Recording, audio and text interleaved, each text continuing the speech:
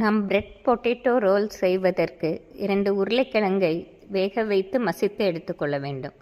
4 slice bread துண்டுகளை தண்ணீரில் ஒவ்வொரு ஸ்லைஸாக எடுத்து தண்ணீரில் முக்கி பிழிந்து எடுத்துக்கொள்ள வேண்டும். அதனுடன் மசித்த உருளைக்கிழங்கு, 1 ஸ்பூன் தனி வத்தல் பொடி, உப்பு, அரை ஸ்பூன் கரம் மசாலா, பொடியாக நறுக்கிய வெங்காயம், 1 பச்சை மிளகாய், கறிவேப்பிலை, கொத்தமல்லி பொடியாக நறுக்கியது, 2 ஸ்பூன் கார்ன்ஃப்ளவர், இவை அனைத்தையும் நன்றாக போட்டு சிறு சிறு உருண்டைகளாக்கி பிரெட் கிரம்ஸில் முக்கி எண்ணெயை காய வைத்து மிதமான தீயில் வைத்து பொரித்து பொன்னிறமாக எடுத்தோம் என்றால் அருமையான பிரெட் பொட்டேட்டோ ரோல் ரெடி.